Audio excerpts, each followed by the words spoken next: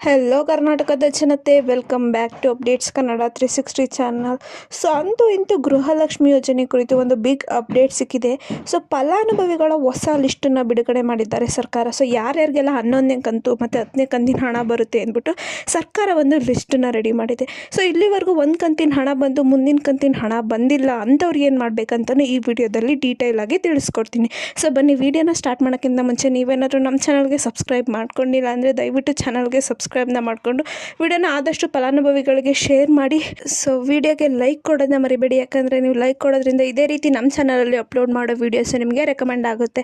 So ಇನ್ನು ನೀವಿನ ಈ ವಿಡಿಯೋಗೆ ಲೈಕ್ ಕೊಟ್ಟಿಲ್ಲ ಅಂದರೆ ದಯವಿಟ್ಟು ವಿಡಿಯೋಗೆ ಲೈಕ್ ಕೊಟ್ಬಿಟ್ಟು ವಿಡಿಯೋನ ನೋಡಿ. ಸೊ ನಮಗೆ ಗೊತ್ತು, ಸರ್ಕಾರದ ಏನು ಈ ಗೃಹಲಕ್ಷ್ಮಿ ಯೋಜನೆ ಇದು ಆಲ್ರೆಡಿ 10 ಕಂತಿನ ಹಣ ಅಂದರೆ 20,000 ರೂಪಾಯಿ ಮಹಿಳೆಯರ ಖಾತೆಗೆ ಬಂದು ಜಮಾ ಆಗಿದೆ. ಸೊ ಇನ್ನೇನು 11ನೇ ಕಂತಿನ ಹಣನ ಬಿಡುಗಡೆ ಮಾಡೋಕ್ಕೆ ಸರ್ಕಾರ ಎಲ್ಲ ಸಿದ್ಧತೆನೂ ಮಾಡ್ಕೊಂಡಿದೆ. ಸೊ 11ನೇ ಕಂತನ ಪಡ್ಕೊಳಕ್ಕೆ ಈ 2 ಮೇಜರ್ ಬದಲಾವಣೆಗಳನ್ನು ಸರ್ಕಾರ ತಿಳಿಸಿತು. ನಾ ಆ ವಿಡಿಯೋನ ಕೊನೆ ವಿಡಿಯೋದಲ್ಲಿ ತಿಳಿಸಿದ್ದೆ, ಏನೇನು 2 ಬದಲಾವಣೆಗಳನ್ನ ನೀವು ಮಾಡಿಕೊಂಡ್ರೆ ನಿಮಗೆ 11ನೇ ಕಂತಿನ ಹಣ ಯಾವುದೇ ಪ್ರಾಬ್ಲಮ್ ಇಲ್ಲದೆ ನಿಮ್ಮ ಖಾತೆಗೆ ಬರುತ್ತೆ ಅಂತ. ಸೊ ಇವನ್ನ ವಿಡಿಯೋ ನೋಡಿಲ್ಲ ಅಂದರೆ ದಯವಿಟ್ಟು ವಿಡಿಯೋನ ನೋಡಿ. ಸೊ ಈಗ ಆಲ್ರೆಡಿ ರಾಜ್ಯದಲ್ಲಿ 80,000ಕ್ಕಿಂತ ಹೆಚ್ಚು ಮಹಿಳೆಯರಿಗೆ ಯಾವುದೇ ಗೃಹಲಕ್ಷ್ಮಿ ಯೋಜನೆ ಹಣ ಬಂದಿಲ್ಲ. ಸೊ ಅಂಥವ್ರು ಇನ್ನೂ ಇಲ್ಲಿವರೆಗೂ 1 ಕಂತಿನ ಹಣನೂ ಪಡ್ಕೊಂಡಲ್ಲೇ ವಂಚಿತರಾಗಿದ್ದಾರೆ. ಕೆಲವೊಂದಷ್ಟು ಜನಕ್ಕೆ 4 ಕಂತಿನ ಹಣ ಬಂದಿದೆ, ಮಿಕ್ಕಿದ 6 ಕಂತಿನ ಹಣ ಬಂದಿಲ್ಲ. ಸೊ ಅಂಥವರೆಲ್ಲ ಏನು ಮಾಡಬೇಕು ಅಂತ ಈ ವಿಡಿಯೋದಲ್ಲಿ ಡೀಟೇಲ್ ಆಗಿ ತಿಳಿಸ್ಕೊಡ್ತೀನಿ. ಯಾರು ವಿಡಿಯೋನ ಸ್ಕಿಪ್ ಮಾಡೋಕ್ಕೆ ಹೋಗಬೇಡಿ. ಸೊ ಮೇಯ್ನಾಗಿ ನಿಮಗೆ ಹಣ ಬರ್ತಿಲ್ಲರೋ ಕಾರಣ ಒಂದು KYC NPCI ಮ್ಯಾಪಿಂಗು ಇದನ್ನು ಮಾಡಿಸ್ಕೊಂಡಿರಲ್ಲ, ಮತ್ತು ಏನೇ ಒಂದು ಬ್ಯಾಂಕ್ ಖಾತೆಯಲ್ಲಿ ಒಂದು ಸಮಸ್ಯೆ ಇರುತ್ತೆ, ಇದರಿಂದ ನಿಮಗೆ ಹಣ ಬಂದಿರಲ್ಲ.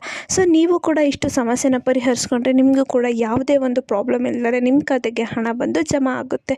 ಸೊ ಇಲ್ಲಿವರೆಗೂ ಸುಮಾರು 80,000 ಅಧಿಕ ಮಹಿಳೆಯರಿಗೆ ಗೃಹಲಕ್ಷ್ಮಿ ಯೋಜನೆ ಹಣ ಬರ್ತಾ ಇಲ್ಲ. ಯಾಕಂದರೆ ಅದರಲ್ಲಿ ತುಂಬ ಜನ ಒಂದು ಆದಾಯ ತೆರಿಗೆ ಕಟ್ಟುತ್ತಿರುವಂಥವ್ರು ಇರ್ಬೋದು, ಅಥವಾ ಒಂದು ಗೌರ್ಮೆಂಟ್ ಎಂಪ್ಲಾಯಿ ಇನ್ನು ಮುಂದೆ ಯಾವ 2,000 ರೂಪಾಯಿ ಗೃಹಲಕ್ಷ್ಮಿ ಯೋಜನೆ ಅಡಿ ಸಿಗಲ್ಲ. ಸೊ ಅಂಥ ಮಹಿಳೆಯರನ್ನ ಲಿಸ್ಟಿಂದ ತೆಗೆದು ಹಾಕಿದ್ದಾರೆ ಅಂದ್ಬಿಟ್ಟು ಸರ್ಕಾರದವರೇ ತಿಳಿಸಿದೆ. ಸೊ ಯಾರು ಆದಾಯ ತೆರಿಗೆ ಪಾವತಿ ಮಾಡ್ತಾರಲ್ಲ, ಸೊ ಅಂಥವ್ರನ್ನ ಲಿಸ್ಟಿಂದ ಹೊರಗೆ ತೆಗೆದು ಹಾಕಿದ್ದೀವಿ ಅಂತ ಸರ್ಕಾರನೇ ತಿಳಿಸಿದೆ. ಸೊ ಒಂದು ವೇಳೆ ದಾಖಲೆ ಸರಿಯಾಗಿದ್ದರೆ ಗೃಹಲಕ್ಷ್ಮಿ ಯೋಜನೆ ಫಲಾನುಭವಿಗಳಿಗೆ ಯಾವ ಚಿಂತೆನೂ ಬೇಡ. ಯಾಕಂದರೆ ನಿಮ್ದು ಎಲ್ಲ ದಾಖಲೆಗಳು ಸರಿಯಾಗಿತ್ತು ಅಂದರೆ ಯಾವ ಒಂದು ಟೆನ್ಷನ್ ಬೇಡ, ಅಂಥವ್ರಿಗೆ ಹಣ ಬಂದೇ ಬರುತ್ತೆ. ಸೊ ಡಾಕ್ಯುಮೆಂಟ್ಸ್ಗಳೇನಾದರೂ ಸರಿ ಇತ್ತು ಅಂದರೆ ಸೊ ನೀವು ತಲೆ ಕೆಡಿಸ್ಕೊಳೋದು ಬೇಡ. ನಿಮಗೆ ಹಣನ ಸ್ವಲ್ಪ ಲೇಟ್ ಆದ್ರೂ ಕೂಡ ಒಟ್ಟು ಹಾಕ್ತಾರೆ ನಿಮಗೆ ಪೆಂಡಿಂಗ್ ಹಣನ.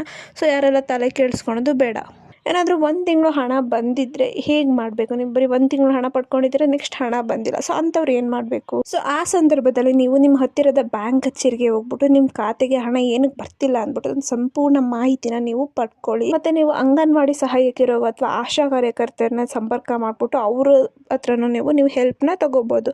ಸೊ ಸರ್ಕಾರ ಇವಾಗ ಏನೋ ಒಂದು ಆದೇಶ ನಡೆಸಿರೋ ಪ್ರಕಾರ ಅಂಗನವಾಡಿಯವರು ಮತ್ತು ಆಶಾ ಕಾರ್ಯಕರ್ತೆಯರು ಸೊ ಗೃಹಲಕ್ಷ್ಮಿ ಯೋಜನೆ ಹಣನ ಪಡ್ಕೊಳ್ಬೇಕು, ಎಲ್ಲ ಮಹಿಳೆಯರಿಗೂ ಸಹಾಯ ಮಾಡಬೇಕಂತ ಸರ್ಕಾರ ಒಂದು ಆದೇಶನ ಹೊರಡಿಸಿದೆ. ಸೊ ನಿಮಗೆ ಇಲ್ಲಿವರೆಗೂ ಹಣ ಬಂದಿಲ್ಲ ಅಂದರೆ ಇವ್ರು ಸಹಾಯ ಪಡ್ಕೊಂಡು ನೀವು ಗೃಹಲಕ್ಷ್ಮಿ ಯೋಜನೆ ಹಣ ಬರುವಂತೆ ಮಾಡ್ಕೋಬೋದು. ಇಲ್ಲಾಂದರೆ ನೀವು ಗ್ರಾಮ 1 ಕೇಂದ್ರಕ್ಕೆ ಹೋಗ್ಬಿಟ್ಟು ಕೂಡ ನೀವು ಅಥವಾ CDPO ಕೇಂದ್ರಕ್ಕೆ ಹೋಗ್ಬಿಟ್ಟು ಕೂಡ ನೀವು ಸಹಾಯನ ಪಡ್ಕೊಂಡು ಏನು ಸಮಸ್ಯೆ ಇದೆ ಅಂತ ತಿಳ್ಕೊಂಡು ಚೆಕ್ ಮಾಡಿ. ಇಷ್ಟು ಮಾಹಿತಿ ನಿಮಗೆ ಇಷ್ಟ ಆಯಿತು ಅನ್ಕೊತೀನಿ. ಇಷ್ಟರಲ್ಲಿ ದಯವಿಟ್ಟು ಚಾನಲ್ಗೆ ಸಬ್ಸ್ಕ್ರೈಬ್ನ ಮಾಡಿಕೊಂಡು ವಿಡಿಯೋನ ಆದಷ್ಟು ಫಲಾನುಭವಿಗಳಿಗೆ ಶೇರ್ ಮಾಡಿ. ಏನೇ ಪ್ರಾಬ್ಲಮ್ ಇತ್ತಂದರೆ ಕಮೆಂಟ್ನ ಹಾಕಿ. ಧನ್ಯವಾದಗಳು.